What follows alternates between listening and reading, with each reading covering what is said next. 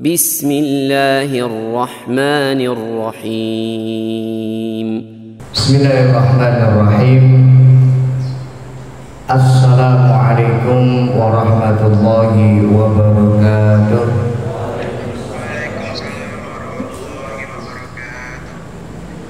Innal hamdalillah nahmaduhu wa nasta'inuhu wa nastaghfiruh wa na'udzu billahi min shururi anfusina wa sayyiati a'malina. May yahdihillahu fala mudilla lahu wa may yudlil fala hadiya lahu. Asyhadu an la ilaha illallah wahdahu la syarika lahu wa asyhadu anna Muhammadan 'abduhu wa rasuluh la nabiyya ba'da. Allahumma shalli wa sallim wa zid wa barik ala rasulina wa nabiyyina Muhammad wa ala alihi wa ashabihi wa man tabi'ahum bi ihsanin ila yaumiddin. Amma ba'd. Ibu-ibu, bapak-bapak, adik-adik, teman-teman pemuda yang semoga kita semua senantiasa mendapatkan hidayah rahmat dari Allah Subhanahu wa taala. Amin ya rabbal alamin. Alhamdulillah, kita bersyukur kepada Allah di malam hari ini kita dapat kembali dipertemukan Allah di tempat yang dicintai Allah, yaitu di masjid. Sebagaimana sabda Nabi SAW, ahabbul bilad ilallahi masajiduha. Tempat di muka bumi ini yang paling dicintai Allah adalah masjid. Maka kalau kita ingin mendapatkan cintanya Allah, maka harus rajin ke masjid. Karena kalau orang rajin ke masjid, insya Allah dia termasuk hamba-hamba yang dicintai Allah Subhanahu wa ta'ala. Kalau orang sudah cinta dengan hamba, apa yang diminta akan dikasih, diberi. Maka berbahagia, bersyukurlah kita kepada Allah, di mana pada malam hari ini kita masih dapat hadir, ngaji, duduk bersama di majelis ilmu di taman surga, dan tentu dalam kondisi sehat walafiat, karena banyak yang sakit ya, termasuk juga karena banyak yang nggak sempat ngaji ya. Maka bersyukur panjenengan semua ini bisa ngaji, karena saat ini di luar itu banyak jutaan manusia yang masih sibuk dengan urusan dunianya. Di luar sana banyak jutaan manusia yang na'udzubillah, mereka sibuk dengan maksiatnya. Tapi alhamdulillah sampai malam hari ini kita masih disibukkan Allah Subhanahu wa taala dengan ketaatan, yaitu dengan ngaji. Ngaji itu penting, bukan yang penting ngaji ya. Ya jemaah rahimani wa rahimakallah. Alhamdulillah pada malam hari ini kita dapat melanjutkan kembali kajian kita, kajian rutin yang kita adakan setiap sepekan sekali, setiap Ahad malam saat Senin. Tidak lain adalah ikhtiar kita bersama ya, untuk kita mengkaji Islam secara kafah, secara sempurna. Kalau nggak dengan ngaji, tentu dengan apa lagi kita bisa mengenal Islam. Sebelum kita mulai, ya mari kita awali dan buka kajian kita pada malam hari ini dengan membaca basmalah. Bismillahirrahmanirrahim. Kita berdoa memohon kepada Allah, semoga apa yang kita kaji, apa yang kita pelajari menjadi ilmu yang manfaat, yang barokah untuk diri kita, keluarga kita, dan untuk seluruh kaum muslimin. Amin ya rabbal alamin. Dan sebelumnya mohon maaf untuk bisa maju ya, bisa diisi sosok yang depan supaya nanti yang datang terakhir bisa tetap berada di dalam, enggak di tangga. Biasanya ada yang sampai duduk di tangga, padahal di dalam masih ada kalau mau masuk. Ya jamaah rahimani wa rahimakumullah, teman-teman yang dirahmati Allah, pada pekan yang lalu kita sudah membahas hadis hal-hal yang dapat memotong atau merusak sholat. Ya, di antara yang disebutkan dalam hadis Abi Dzar itu ada wanita, ya, terutama khusus untuk laki-laki ini, kalau ada cewek lewat ya pasti sholatnya apa? Ya, nggak khusyuk ya kan. Untuk ibu-ibu misal ada mas-mas ganteng lewat, nah ini sudah mikirnya macam-macam nanti. Al-himar yaitu hewan ya. Al-kalb yaitu apa? Anjing. Sebagian dalam riwayat An-Nasai dan Abu Dawud disebutkan di antara yang dapat merusak salat adalah mar'atul haid, wanita yang ke dalam kondisi haid, karena dikhawatirkan darah haid itu apa? Menetes di tempat sholat dan menjadikan tempat itu tidak suci. Itu yang kita kaji terakhir pada pertemuan yang lalu. Dan pada malam hari ini kita akan masuk pada bab pembahasan baru ya. Sebagaimana yang kemarin ada pertanyaan, Ustaz, kalau kita sudah meletakkan sutroh, jadi kita masih di bab sutroh, pembatas salat. Kalau kita sudah meletakkan sutroh Ustaz di depan kita, terus kemudian ada orang yang nyelonong tetap lewat, ini bagaimana sikap kita Ustaz? Bagaimana sikap kita? Apa yang harus kita lakukan ketika ada orang yang tetap ngotot pengen lewat di depan kita? Ya, nah inilah yang akan kita kaji pada malam hari ini. Silakan yang bawa kitab bisa dibuka kitabnya, atau sekarang sudah lebih canggih ya, bisa dicari di internet. Kita masuk hadis ke 234. Hadis yang diriwayatkan dari sahabat Abu Sa'id Al-Khudri. Dari Abi Sa'id Al-Khudri radhiyallahu ta'ala anhu qala, beliau berkata, qala Rasulullah sallallahu alaihi wasallam, Nabi sallallahu alaihi wasallam bersabda. Nah, ini saya pernah ya menyampaikan kepada jamaah, ini salah satu adab dalam penyebutan. Kalau kita menyebut Allah, maka Allah berfirman. Kalau sahabat-sahabat berkata, atau tabi'in berkata, ulama berkata. Tapi kalau Nabi bersabda. Jangan dibalik. Allah bersabda, kan kurang tepat.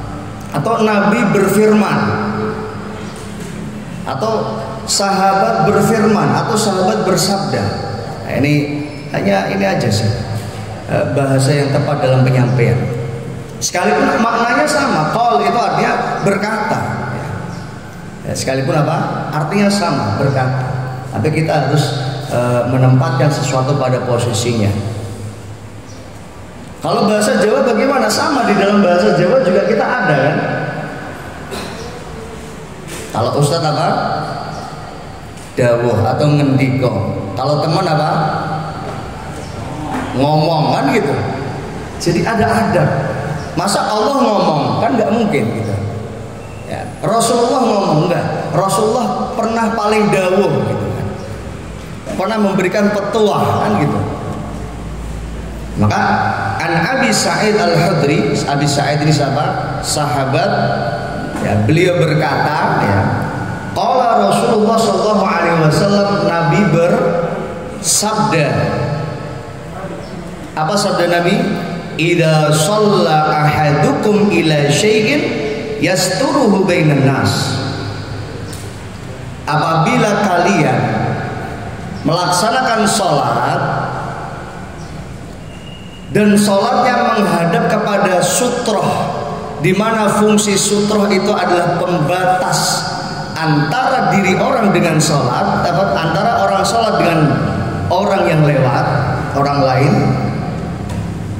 Fa'arada ahadun an yajtaza baina yadayhi falyadfa'hu. Jadi kalau kita sudah meletakkan sutra, apa kemarin, pembatas, mau dari sajadah boleh, mau dari tas, yang penting nggak ada duitnya, ya kan, kemarin sudah kita kaji. Mau dari kursi, kalau di Masjidil Haram, Masjid Nabawi biasanya apa? Kursi jadikan pembatas. Atau mau dari apa lagi yang lain? Misal kemarin yang kita kaji pakai tombak, atau kalau nggak ada tombak mungkin pakai sebatang pohon ya, atau rantingnya. Maka semua itu bisa digunakan sebagai sutra. Lebarnya kemarin sudah kita kaji juga ya, paling enggak mislu muakhiratir rahli. Seperti apa? Sandaran hewan tunggangan. Paling enggak seperti itu sunnahnya. Tapi kalau memang enggak ada, maka kata Nabi apa kemarin? Dirramhi, sekalipun selebar apa? Tombak. Artinya dengan lebar yang kecil itu sudah bisa atau sudah cukup dijadikan sebagai sutra. Nah itu. Maka fa'arada ahadun yajtaza baina yadayhi falyadfa'hu. Kalau sudah naruh sutra, ya sudah meletakkan sutra di depan kita, kemudian ada orang yang tetap lewat, ngotot tetap lewat, apa kata Nabi? Falyadfa'hu, hendaklah dia apa? Yadfa', dia menahan, jangan sampai apa? Lewat. Dengan berbagai cara, yang penting orang itu tahu kalau kita apa? Menahan. Jadi ditahan, ya tahan ya seperti ini berarti. Kalau seperti ini orang sudah paham, maka sudah cukup. Apa? Fal yadfa'hu, hendaklah dia menahannya, jangan sampai apa? Lewat. Fa'in aba, apabila orang itu menolak atau nggak mau, ngotot gitu. Ya, apabila orang itu tetap ngotot, jadi udah ditahan, tapi apa? Tetap maksa pengen lewat. Ya. Falyuqatilhu. Nah, ini kalau diterjemahkan secara tekstual, ini artinya ngeri. Falyuqatilhu, hendaklah dia dibunuh, gitu kan? Tapi bukan ini artinya. Falyuqatilhu, hendaklah dia diperangi.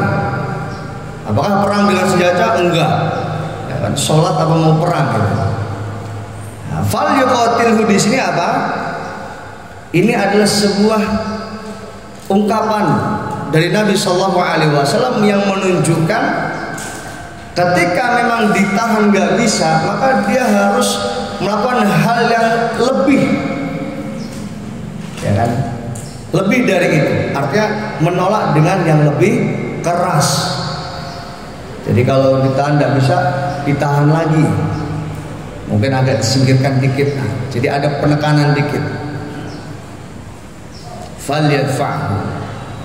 Kalau pertama falyadfa'hu, ditahan, yang kedua falyuqatilhu, dengan yang lebih keras.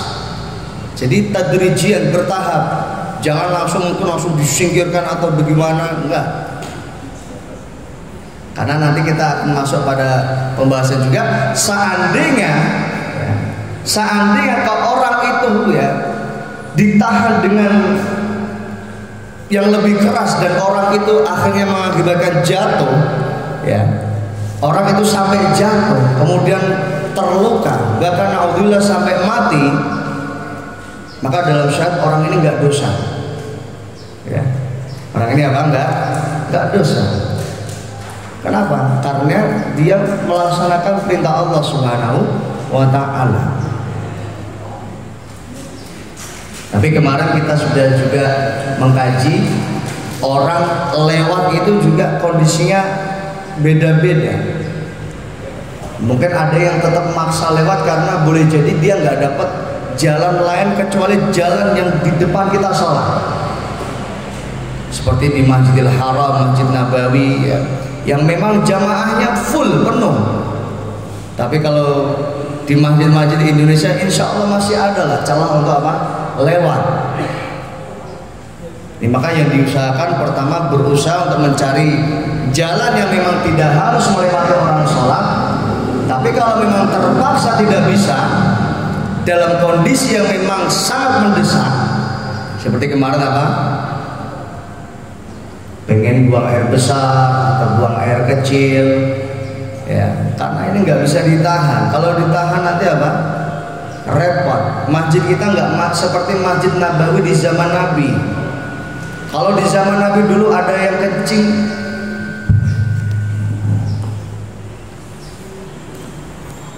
kalau di Masjid Nabawi dulu ada yang kencing dibiarkan oleh Nabi Shallallahu Alaihi Wasallam. Kenapa? Karena alasnya tanah pasir, sehingga kalau kencing itu sudah kena tanah, udah tinggal disiram aja, nggak akan melebar kemana-mana. Justru kalau dilarang, ya kan, justru orang itu akan kencing sambil berlari gitu. Murid kencing berdiri, apa? Guru kencing berdiri, murid berlari gitu. Itu kalau dilarang saat itu orang Badui, dia akan lari kencingnya sambil jalan, itu justru akan kejajar kemana-mana. Maka karena masjid sekarang nggak sama seperti masjid di zaman Nabi Shallallahu Alaihi Wasallam, maka sekarang kalau dibiarkan kencing di masjid juga repot gitu, karena lantai keramik, jadi pasti akan kemana-mana. Sehingga boleh orang untuk apa? Keluar dari masjid sekalipun melewati orang sholat dalam kondisi yang memang sangat terdesak. Darurat, bukan sitik-sitik melewati orang sholat. Karena ini menunjukkan begitu pentingnya, ya, begitu pentingnya meletakkan sutra, bahkan begitu besar dosanya orang yang melewati orang sholat. Falyuqatilu, maka hendaklah dia menolak dengan tolakan yang lebih keras. Nah ini ijma ulama, dan bahkan para ulama berijma menolak ini tidak dengan senjata, karena tujuan kita apa?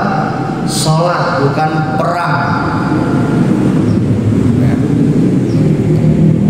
Fa innama huwa syaiton, karena sesungguhnya yang lewat itu adalah setan.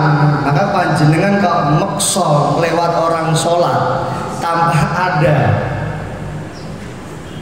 udzur yang syar'i, tanpa ada kondisi yang memang terpaksa harus melewati orang sholat, maka panjenengan, ini bukan ustadz, bukan kiai yang ngomong, tapi siapa? Sinten ingkang ngendika? Rasulullah Sallallahu Alaihi Wasallam. Jadi kalau masih ditolak, ditahan, kok tetap memaksa lewat tanpa ada udzur syar'i, fa innama huwa syaitan. Dia adalah setan. Alladzi yuwaswisu fi sudurin nas minal jinnati wan nas. Jadi setan itu ya dari jin dan manusia. Ya. Setan itu adalah sifat. Makhluknya namanya jin. Maka manusia yang punya sifat seperti jin, ya, seperti setan, maka mereka disifati sebagai setan. Dalam surat Al-An'am, ya, surat Al-An'am ayat 112 disebutkan syayatinal ins wal jin, setan dari jenis ins manusia dan dari jenis jin. Maka jin itu memang terbagi menjadi dua macam juga sebagaimana manusia. Kalau manusia ada yang taat, ada yang maksiat, ya kan? Yang taat ya mereka ibadullah, ibadur rahman, hambanya Allah. Adapun mereka yang maksiat maka disifati sebagai setan. Sama juga jin. Jin itu ada yang taat, ada yang taat sebagaimana perintah kepada kita. Kita disuruh taat pada Allah, jin juga diperintahkan untuk taat. Wa ma khalaqtu al-jinna wal ins illa liya'budun. Tidaklah aku ciptakan jin dan manusia kecuali hanya untuk beribadah kepadaku. Jin sama, diperintahkan untuk ibadah. Wallahu a'lam bagaimana perintah Allah kepada jin untuk beribadah. Kalau kepada kita jelas dengan sholat, dengan ibadah, dengan amal soleh. Nggak tahu bagaimana perintah Allah kepada jin. Mungkin hanya dengan berzikir atau hanya dengan mereka memperbanyak tasbih, tidak mengganggu manusia, itu bagian dari ibadah mereka kepada Allah. Tapi jin yang mereka tidak taat kepada Allah, maka mereka lah yang disebut setan. Alladzi yuwaswisu fi sudurin nas minal jinnati wan nas. Nah, kemudian maksudnya setan di sini apa, Ustaz? Fa innama huwa syaitan. Karena yang lewat itu setan. Maksudnya apa? Maksudnya itu adalah sifatnya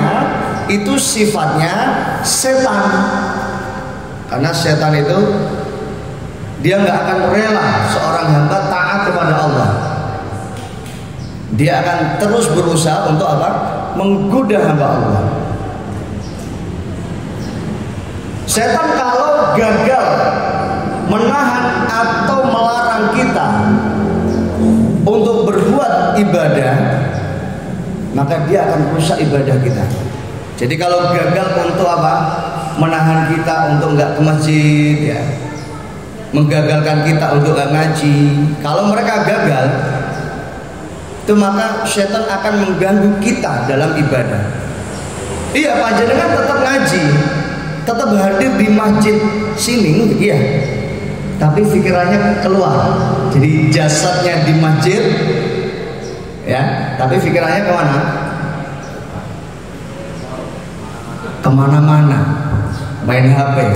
Ini termasuk adab majelis ilmu.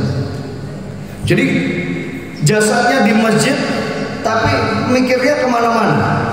Oh, urusan bisnis apa? Udah, kalau udah ngaji, ngajilah secara kafah, secara totalitas. Paling berapa menit kita ngaji? 1 jam cukup. Jangan bosan menjadi orang baik, ya. Kenapa? Karena mereka yang ahli maksiat, mereka nggak bosan dalam maksiatnya, ya kan? Karaokean itu berapa jam? Berjam-jam mereka, bahkan sampai tengah malam, bahkan mungkin pulang sampai jam 1, jam 2. Iya, menjelang subuh baru pulang, langsung tidur, nggak sholat subuh. Ya, mereka nggak bosan berbuat maksiat. Kenapa kita bosan untuk taat pada Allah? Kalau dikatakan capek, iya capek. Tapi memang istirahatnya seorang mukmin itu di surga nanti. Nggak ada ketenangan dan nggak ada istirahat yang abadi kecuali di surga Allah Subhanahu wa ta'ala. Ngaji capek, iya. Datang ke sini itu capek. Karena surga Allah itu diperoleh dengan perjuangan, dengan keringat, dengan rasa capek. Bahkan Nabi saja harus berdarah-darah. Itu Nabi, apalagi kita. Nabi yang sudah dijamin surga saja, beliau masih tetap sholat qiyamul lail. Bahkan disebutkan qiyamul lailnya Nabi sampai apa? Kaki beliau bengkak. Ini kita, apa kita yang bengkak kalau sholat? Mata kita mungkin yang bengkak, karena nggak tahan, nggak biasa bangun malam. Itu saking lamanya sholatnya Nabi. Itu Nabi Shallallahu Alaihi Wasallam.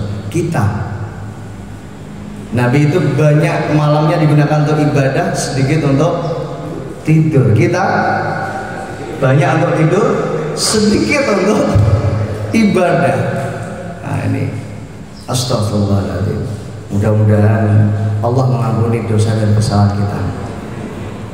Karena memang dosa ini penghalang kita untuk berbuat taat.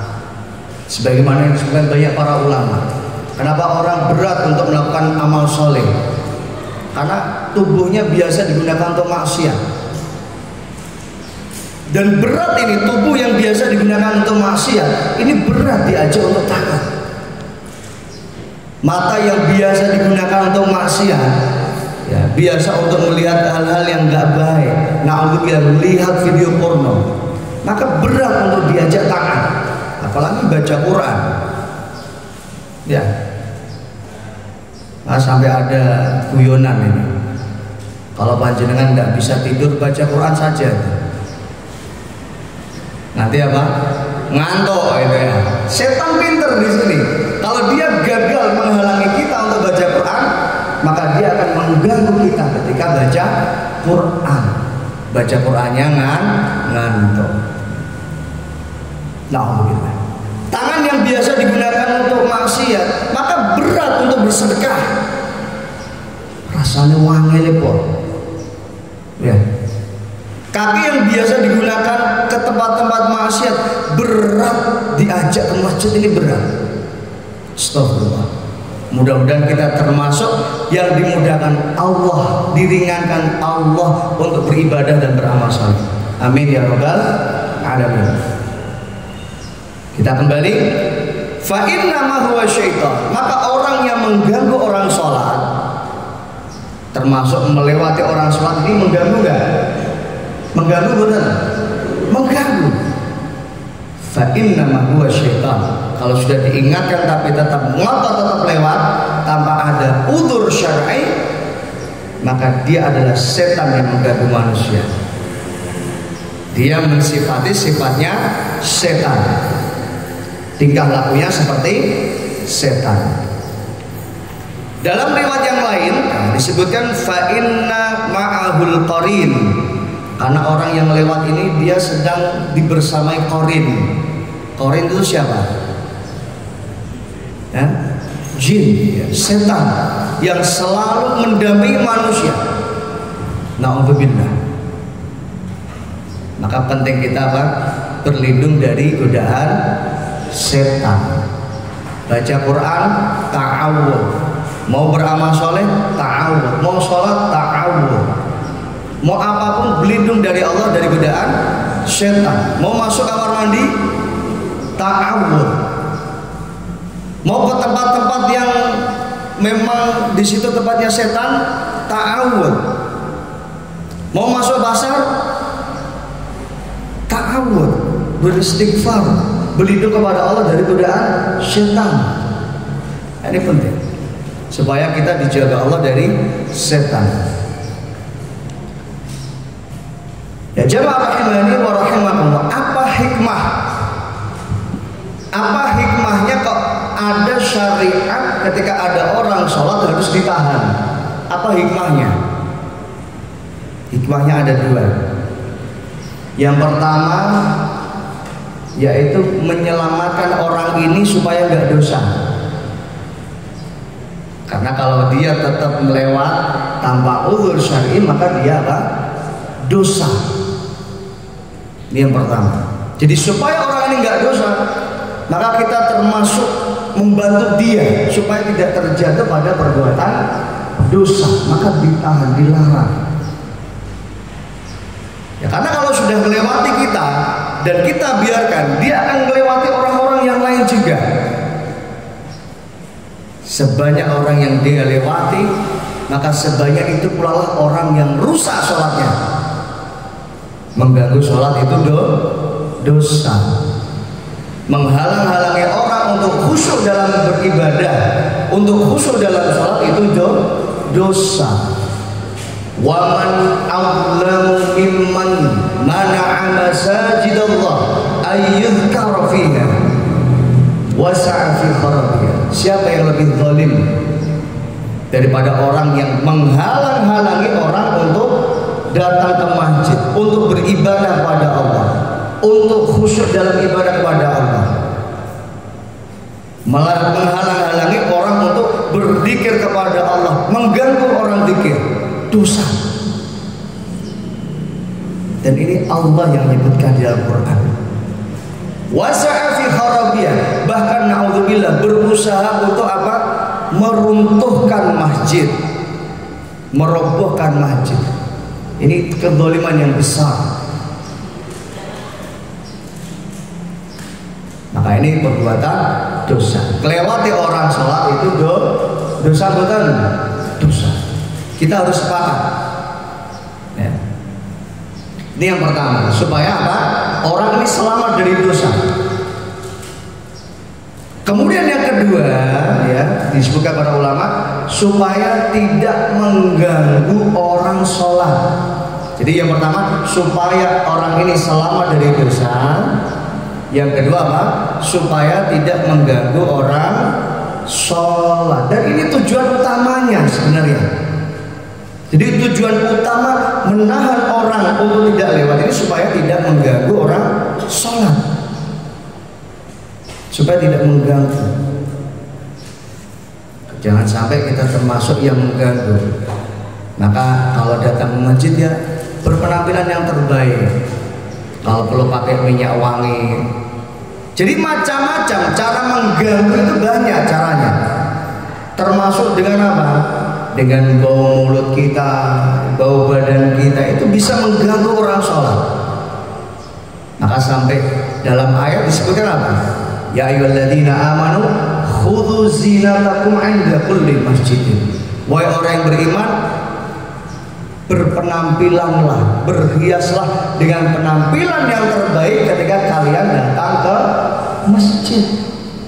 Jadi berpenampilan baiknya jangan ketika kondangan toh. Tapi ini khusus untuk bapak-bapak. Ibu-ibu kalau ke masjid justru malah tidak boleh dandan, berhias tidak boleh. Karena ini nanti akan menimbulkan apa? Fitnah, mengganggu. Bahkan dalam mazhab Syafi'i sering saya sampaikan, dalam mazhab Syafi'i wanita-wanita yang cantik itu sebaiknya nggak sholat di masjid. Karena kecantikannya ini sudah sangat mengganggu. Apalagi kalau dia pakai parfum, pakai baju yang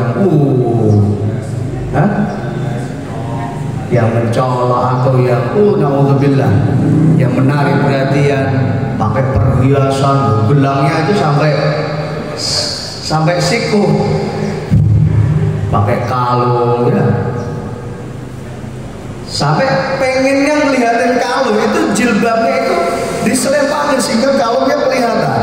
Ini banyak nggak ini? Banyak. Nggak satu dua, ini banyak masih di umat Islam. Ke masjid pakai apa? Cincin, renteng-renteng. Ini mau jualan emas atau ke masjid? Gitu. Enggak. Tapi kalau laki-laki berhias dengan hiasan yang terbaik. Bajunya ya kalau bisa baju yang bersih. Ada baju khusus untuk sholat.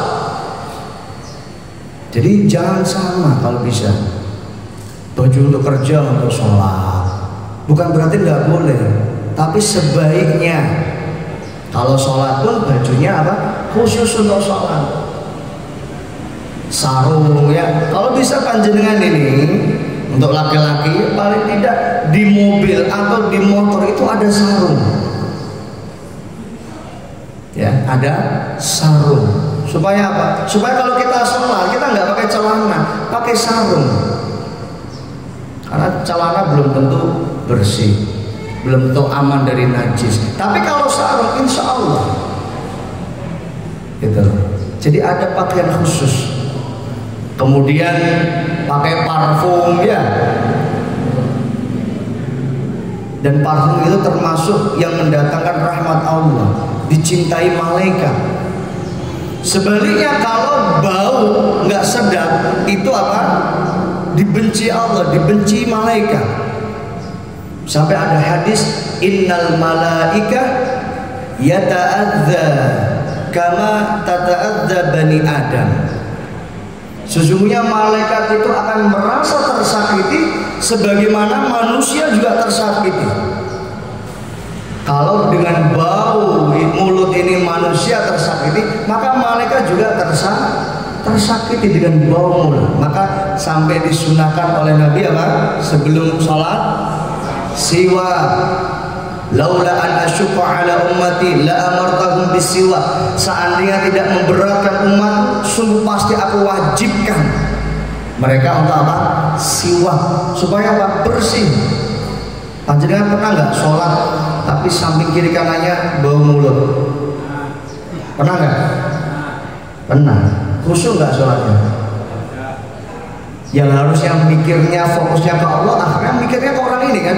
Mikir uang kira sikatan pirang dino lah ini. Ya. Itu kalau bisa diupayakan.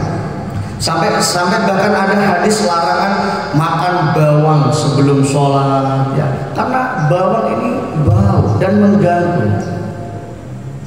Dan hal-hal yang dapat mengganggu itu juga jangan sampai ada.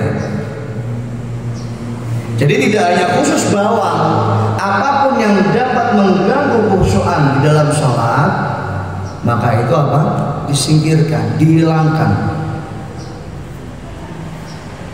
Gitu. Ya jamaah rahimani wa rahimakumullah. Kita masuk pada hadis yang selanjutnya. Ya. Hadis yang ke-236. Hadis yang diriwayatkan dari Abi Hurairah radhiyallahu taala anhu. Siapa Abu Hurairah? Abdurrahman bin Sakhr ad-Dawsi. Beliau berkata, qala Rasulullah sallallahu alaihi wasallam, Nabi sallallahu alaihi wasallam bersabda, "Idza shalla ahadukum," apabila salah seorang dari kalian salat, "falyaj'al tilqa'a wajhihi syai'an," hendaklah dia meletakkan sesuatu di depannya, artinya sebagai sutra. Ini menunjukkan apapun ya, meletakkan sesuatu, artinya apapun yang bisa digunakan sebagai sutra silahkan digunakan sebagai sutra. Fa in lam yajid falyansib 'asha. Kalau nggak temu apa yang bisa diletakkan di depannya, falyansib 'asha, maka hendaklah dia menancapkan asa, tongkat. Kalau nggak ada tongkat dengan apa? Ya mungkin dengan ranting pohon diletakkan. Kalau perang ya mungkin dengan pedangnya, dengan tombaknya, dengan panahnya.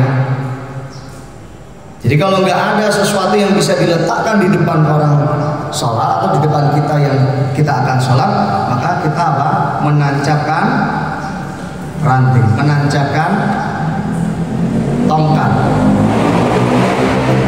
Fa'in lam yakun, apabila nggak ada yang bisa ditancapkan, maka ini urutannya.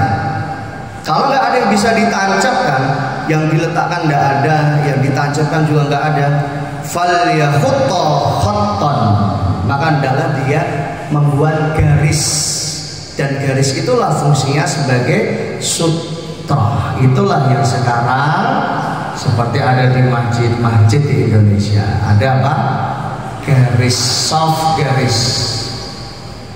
Jadi ini menjadi sutra. Maka kalau panjenengan melewati soft atau melewati garisnya itu, maka panjenengan tidak dosa.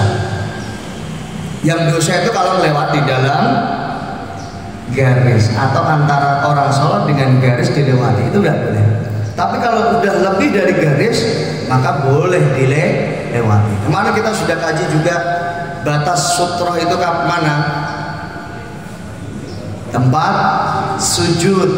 Jadi min muqaddami ra's, min maq'ad, ya, dari tempat kita berdiri, ya, sampai tempat kita sujud, itu batasnya yang nggak boleh dilewati. Kalau udah lebih dari itu, maka silahkan, tidak masalah, boleh dilewati. Jadi batasnya tempat sujud. Maka shaf ini sudah menjadi patokan tempat sujud. Ini ada berapa meter? 120 ya. Standarnya sajadah 120 ya. 120 cukup untuk orang sujud. Jadi fa'in lam yakun falyahutta khattan. Kalau nggak dapat sutra, nggak dapat yang bisa ditancapkan, maka buat garis. Buat garis. Terutama ini untuk orang yang sholatnya di atas tanah. Ya, di zaman Nabi ya, sholatnya di atas tanah, maka tanahnya digaris dengan apa? Ya digaris aja dengan apa? Dengan tangan. Karena kan tadi nggak nemu apa? Nggak nemu tongkat, nggak nemu yang bisa digunakan untuk ditancapkan. Maka digaris mungkin dengan tanah atau dengan kakinya, ya. Sehingga apa? Membentuk apa? Sebagaimana garis. Nah ini. Jadi ini step by stepnya seperti itu. Summa la yadurruhu man marra baina yadayhi. Kalau sudah digaris, maka enggak mendatangkan mudarat, artinya enggak akan mengganggu dia sholat. Karena batasnya tadi tempat dia sujud. Kalau orang lewat di depan dari garis itu, maka enggak masalah, enggak berdosa. Karena fokus kita ke tempat sujud. Panjenengan sholatnya menghadap mana? Tempat sujud, pandangan mata. Kata Ibnu Sirin rahimahullah ta'ala, sebelum turunnya surat Al-Mu'minun ayat 1 sampai 11, dulu Rasulullah dan para sahabat itu kalau sholat menghadap ke langit. Sampai ada ayat yang pemindahan kiblat, qad nara taqalluba wajhika fis sama. Wahai Muhammad, sungguh kami telah melihat kau menengadakan wajah ke langit di dalam sholat. Nah, ini menunjukkan dahulu Nabi dan para sahabat sholatnya menghadap ke langit. Tapi ketika turun surat Al-Mu'minun ayat 1 sampai dengan ayat 11, ayat ini kategori orang-orang yang akan menjadi calon penghuni surga Firdaus. Di antara yang disebutkan adalah qad aflahal mu'minun alladzina hum fi salatihim khashi'un, yaitu orang yang khusyuk di dalam salatnya. Nah, makna khusyuk di sini Ibnu Katsir rahimahullah taala beliau menafsirkan khusyuk di sini mencakup dua hal. Yang pertama, khusyuknya adalah takut kepada Allah. Yang kedua, khusyuknya adalah memfokuskan dirinya untuk sholat dan menghadap tempat sujud, sebagaimana yang diperkuat oleh pendapat dari Ibnu Sirin rahimahullah ta'ala. Jadi setelah turunnya ayat ini, maka Nabi dan para sahabat ketika sholat melihat kemana? Ke arah tempat sujud. Karena dengan itu bisa lebih khusyuk sholat kita. Beda kalau melihatnya depan. Ya, kalau lihat depan kan sudah mikirnya macam-macam. Apalagi di depan mungkin ada apa sesuatu yang dapat mengganggu. Oh iya, baju yang biasa digunakan orang. Itu kan ada biasanya apa di belakang ada tulisan ojo diwojo. Diwojo tenan gitu tulisannya. Ya Allah. Maka seyogianya ketika kita sholat, jangan sampai kita memakai pakaian yang ada tulisannya di belakang. Dikhawatirkan apa? Dikhawatirkan orang yang di belakang kita baca tulisan itu, dan fokusnya nggak di sholat tapi di tulisan. Apapun itu dalam bentuknya, mau nasihat atau benda boleh. Karena itu dapat memalingkan orang untuk tidak khusyuk di dalam sholat, memalingkan orang untuk tidak fokus kepada Allah Subhanahu wa ta'ala. Maka kalau yang kaos-kaos muslim rata-rata sekarang belakangnya nggak ada tulisannya di depan, ya. Karena kalau nulisnya di belakang apa? Ganggu orang sholat. Apalagi tulisannya macam-macam, wah, astagfirullah, ganggu orang sholat. Atau nggak tulisan apa? Gambarnya ketek. Waduh, ini sholat ngadep neng ketek. Atau gambarnya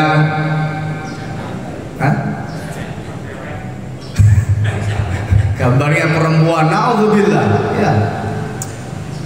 Atau gambarnya kaos partai, atau gambarnya sponsor. Nah, itu biasanya kalau baju, ya. Biasanya baju yang bersponsor itu sponsornya ditaruh di mana? Di belakang, sampai penuh ada tulisannya sponsornya. Sponsor merek inilah, merek ini. sampai orang melihat itu sponsornya dari mana saja ya. Kaos iki sing nyponsori sapa wae, dilihat oh dari ini, dari ini, dari ini. Ganggu nggak? Terganggu nggak? Terganggu. Sholat kita terganggu. Maka ini tidak boleh. Somalayatu rumah ini. Jadi kalau sudah dikasih kita kembali, kalau sudah dikasih garis, maka insya Allah nggak akan mengganggu sholat kita. Karena itu batasannya. Akhrajahu Ahmad wa Ibnu Majah. Ya jamaah rahimani wa rahimakumullah. Lama lagi nggak? Saya kira ini dulu ya. Cukup. Insya Allah kita lanjutkan ke depan. Saya buka tanya jawab. Saya batasi hanya 3 orang. Silakan. Moga balik nih.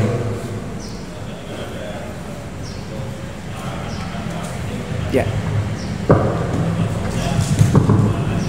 Gimana?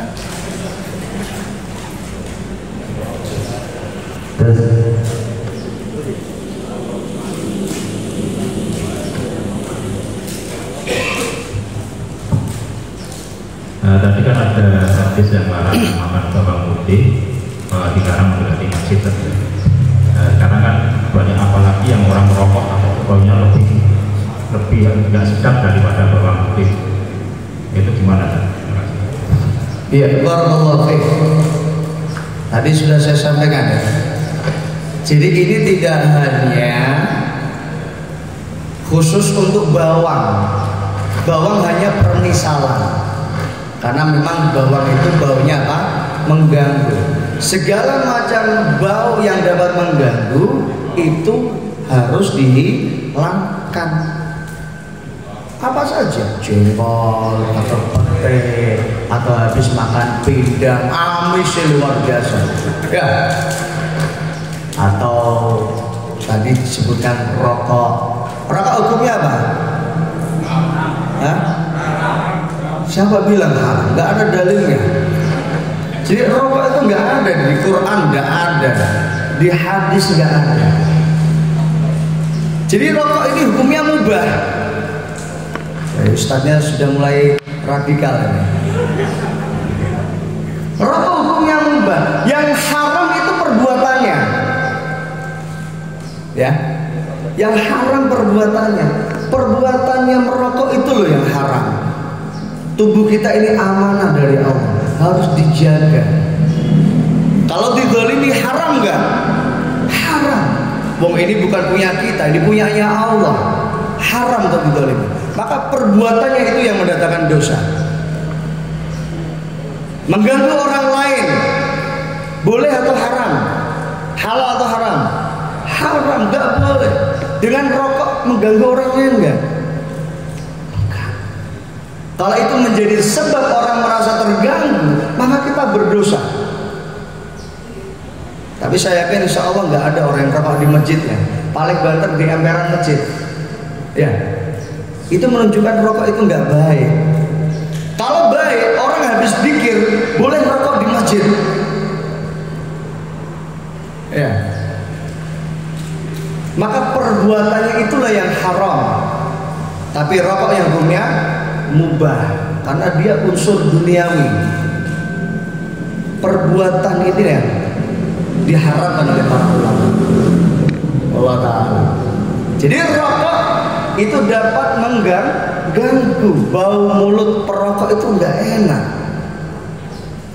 Maka yang masih merokok sebelum sholat sikat gigi.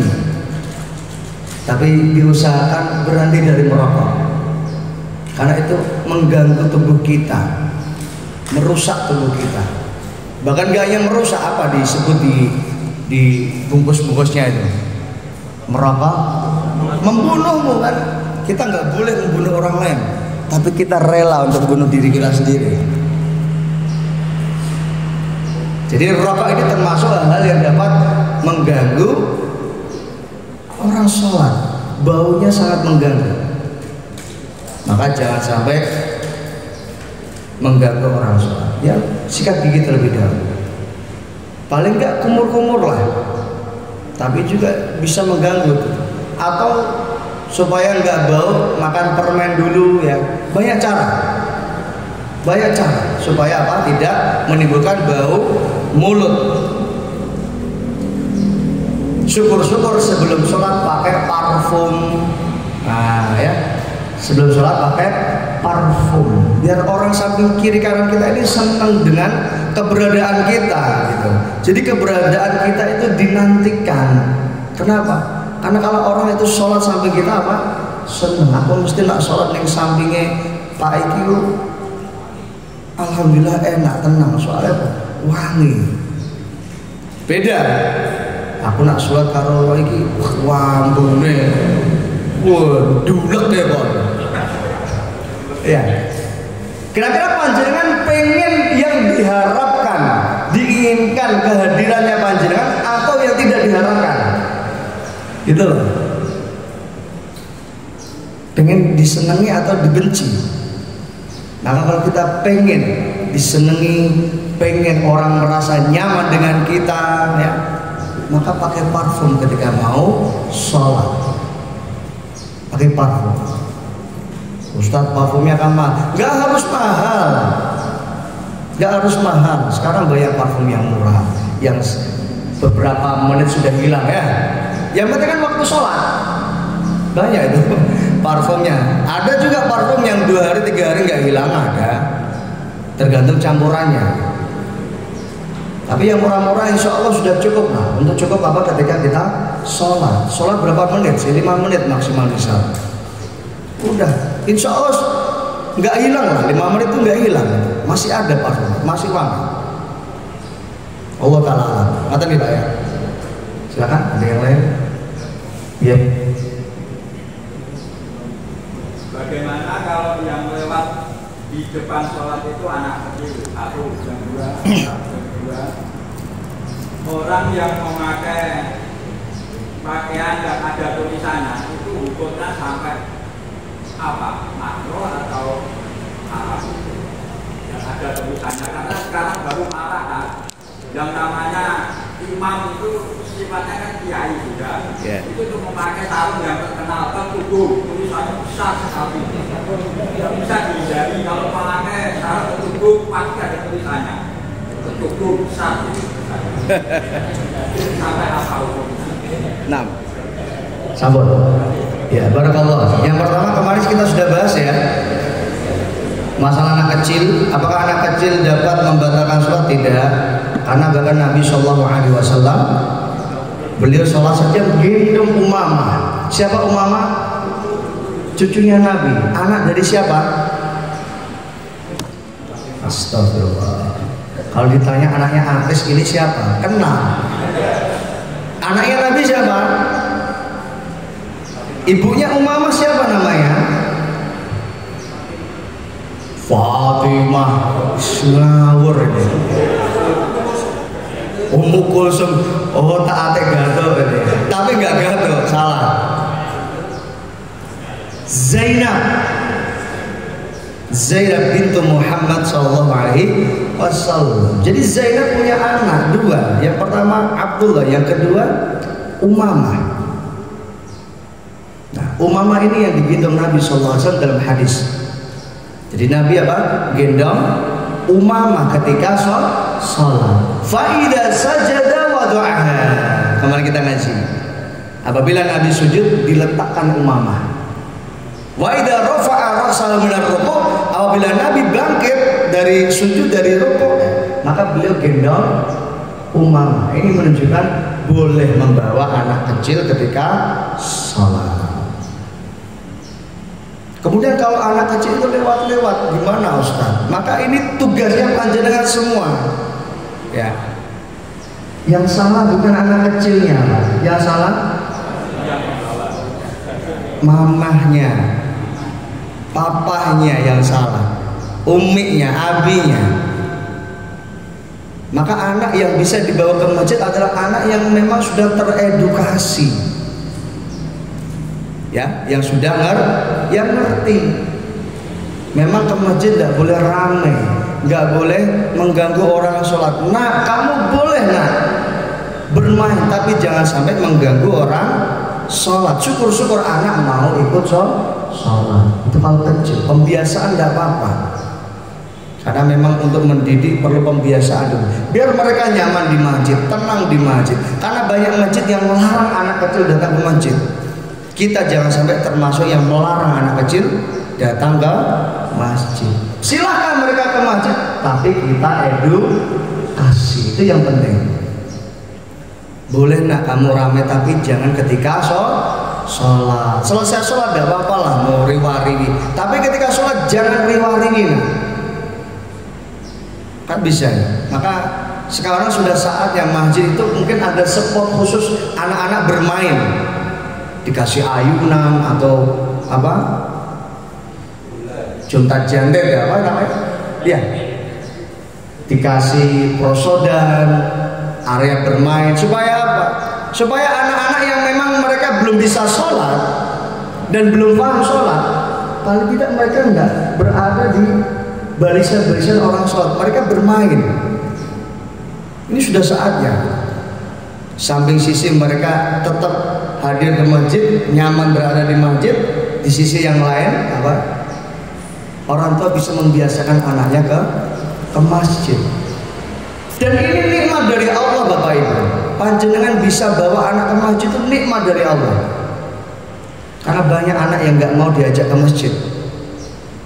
Ya.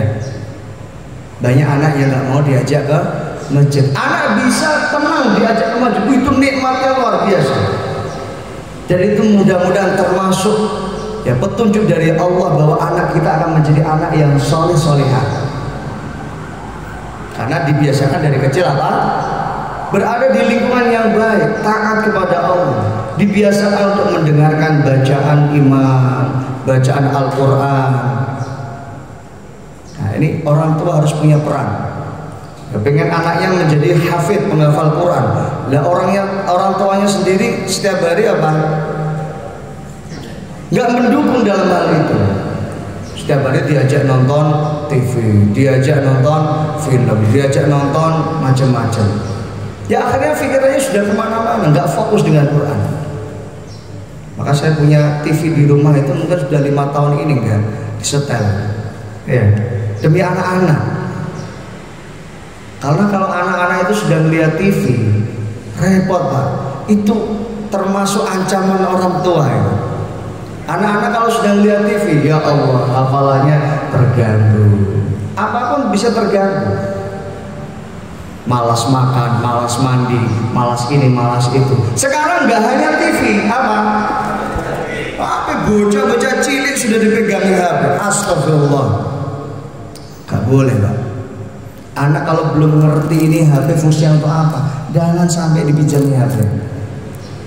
Apalagi kalau nggak punya ilmu agama, nggak paham dengan agama. Oh ini macam-macam ini. Ini guru kebaikan dan guru keburukan. Tergantung yang megang. Kalau yang megang nggak ngerti, ya, nggak paham dengan agama, nggak takut dengan Allah, dia akan gunakan HP ini untuk maksiat kepada Allah. Jenengan rela nggak anak panjenengan maksiat pada Allah? Karena nggak rela ya. Dan anak belum bisa mengcounter itu. Apalagi anak kecil masih 5 tahun, masih SD udah pegangi HP. Sekarang kan anak-anak SD sudah pada punya HP sendiri-sendiri kan? Betul nggak? Betul. Jangan mengganggu itu. Maka saya sering sampaikan ke jemaah, musuh terbesar orang tua sekarang nambah. Kalau dulu anak keluyuran atau dulu TV, sekarang nambah HP, ini musuh terbesar orang tua. Ya. Maka kita sebagai orang tua harus rela. Udahlah, mending kalau memang Ustadz, kalau TV kan kita bisa nonton berita. Sekarang sudah ada Pak, HP, di HP kita bisa ngelihat berita. Panjenengan nggak usah nyari berita, udah dapat terus tiap hari dari WA kan ya. Orang berlomba-lomba untuk nge-share ya. Pokoknya dia pengen pertama kali yang nge-share. Jadi nggak usah nyari, ada sendiri di HP. WA itu 1 detik kita sudah dapat berita, Masya Allah. Kalau nggak ada bisa kita buka YouTube atau apa. Ya itu sudah cukup saya kira. Sekali nggak apa-apa lah lihat TV untuk melihat berita, nggak apa-apa.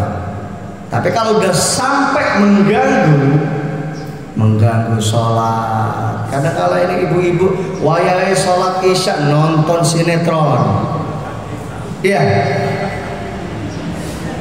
Waktunya sholat nonton acara TV, siang-siang nonton gosip, nonton berita. Oh Allah, kalah Allah ini. Malu kita sama Allah, dikasih mata gratis, mata sehat, tapi ketika Allah perintahkan kita untuk sholat, kita gunakan mata kita untuk maksiat. Maksiat bukan mata itu. Maksiat. Waktunya sholat, waktunya sholat apa? Malah nggak sholat, malah mementingkan apa? Lihat berita. Insya Allah nggak akan ketinggalan lah. Kalaupun panjenengan ketinggalan di TV, panjenengan sekarang sudah bisa mencari lewat HP. Ini nggak bisa jadi alasan. Oh, ini beritanya penting ini. Vanessa Angel tabrakan. Ya, penting ini. Apa kepentingan jenengan dengan Vanessa Angel? Nabi nggak punya kepentingan dengan dunia. Sampai ketika suatu saat Nabi itu tidur di atas apa? Di atas pelepah kurma. Ya.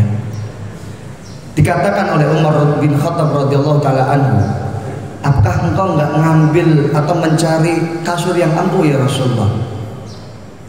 Karena apa? Umar melihat bekas dari apa? Pelepah kurma itu masih ngecat di badannya Nabi gitu. Tuh, kenapa engkau nggak ngambil kasur yang empuk ya Rasulullah? Kami pun bisa menghadirkan itu untuk engkau ya Rasulullah. Apa jawaban Nabi? Apa jawaban Nabi? Mali wa mad dunya. Apa urusan aku dengan dunia, kata Nabi. Innamad dunya kama salis safar. Sesungguhnya kehidupan dunia ini seperti musafir. Istadalla tahta syajarah. Musafir itu kalau dia menempuh perjalanan kepanasan, dia ngiyop di bawah sebuah pohon. Saatan, beberapa jam lah atau sebentar. Kalau udah mulai enak, nyaman, melanjutkan perjalanan nggak? Lanjutkan perjalanan. Roha wa tarokaha.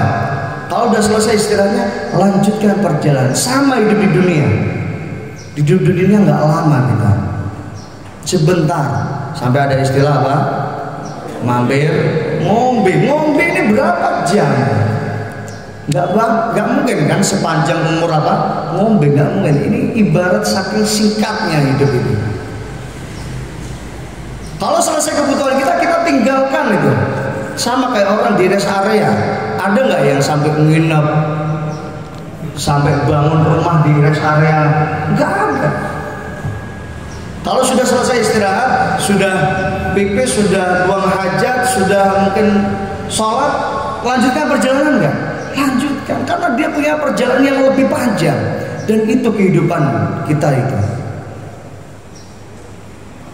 Kita baru melewati 3 fase. Alam roh, alam kandungan, alam dunia. Alam dunia saja belum selesai kita. Setelah alam dunia ini masih panjang perjalanan kita. Ada alam kubur, ada yaumul ba'as, kita dibangkitkan Allah di hari kiamat. Nanti ada mahsyar, digiring Allah, dikumpulkan di padang mahsyar. Ada hisab, dihisab setiap amal perbuatan kita, ditimbang, ada mizan, amal kita ditimbang Allah. Faman saqulat mawazinu fahuwa fi 'isyatir radhiyah. Yang berat timbangan amal salihnya, berat akhiratnya, fahuwa fi 'isyatir radhiyah. Dia akan dapat kehidupan yang tenang. Maka dunia akhirat tidak boleh seimbang. Saya sampaikan, akhirat harus lebih banyak porsinya daripada urusan dunia. Karena faman thaqulat mawazinu fahuwa fi 'isyatir radhiyah. Ada mizan. Setelah mizan ada apa? Setelah mizan ada namanya telaga. Dan telaga itu hanya boleh diminum orang yang taat kepada Allah, yang mengikuti Rasulullah SAW. Yang nggak taat nggak bisa minum telaga. Man yashrab minhum lam yadma' abadan, kata Nabi. Siapa yang minum air dari telaga itu maka dia nggak akan kehausan. Padahal jarak kita dengan matahari 1 jengkal. Bayangkan itu. Matahari begitu tingginya saja kita sudah kepanasan, ya. Apalagi jarak matahari begitu dekatnya. Ini kalau kita nggak punya ibadah, nggak punya amal soleh, nggak punya bekal, kita repot lah, babak belur di akhirat. Ada telaga. Setelah Kausar ada apa? Ada sirat, ada jembatan. Yang mana disebutkan dalam hadis, jembatan itu lebih tipis dari rambutnya manusia. Bayangkan rambut itu tipisnya kayak apa toh? Itu kita harus lewati itu.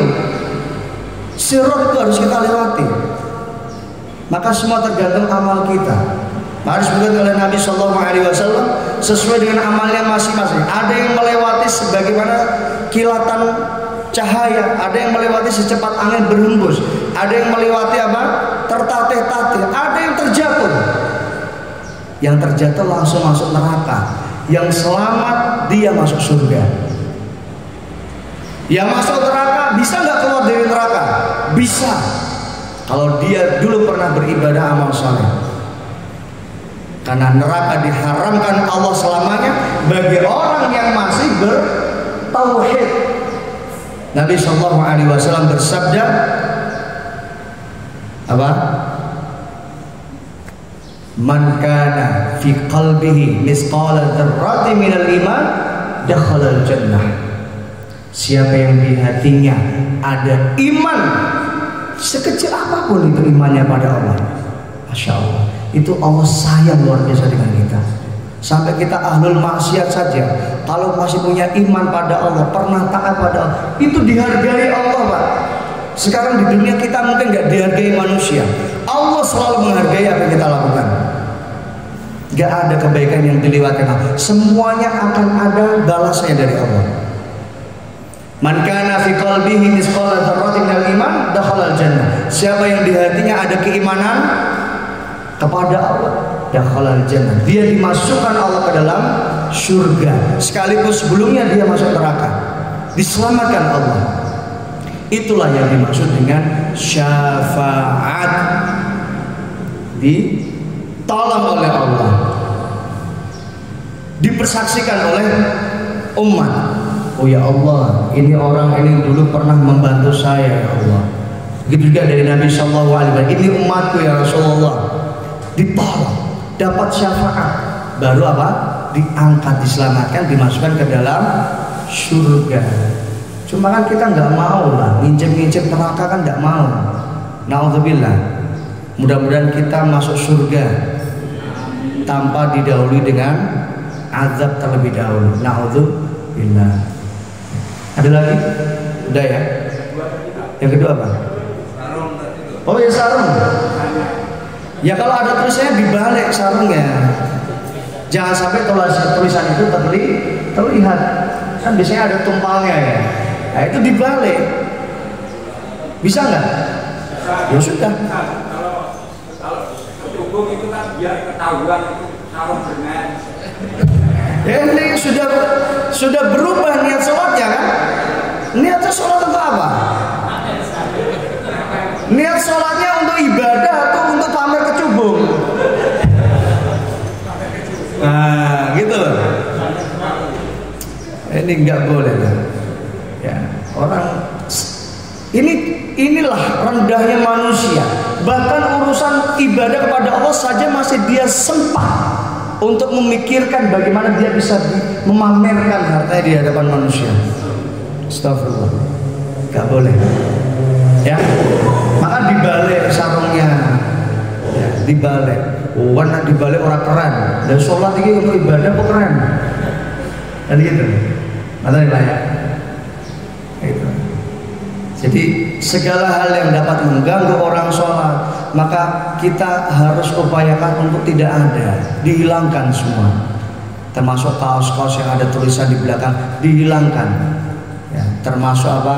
Tulisan kecubung tadi, dihilangkan. Ya, apapun tulisannya, nggak hanya kecubung, apapun yang dapat mengganggu dihilangkan. Wallahu a'lam. Saya kira ini ya. Sambung ya. Insyaallah kita ngajinya sebentar-sebentar saja. Cukup 1 jam 10 menit. Insyaallah kita lanjutkan pekan depan. Yang penting istiqomah. Istiqomah lebih baik daripada ngaji jenengan 2 jam tapi besoknya enggak ngaji. Insyaallah kita lanjutkan pekan depan.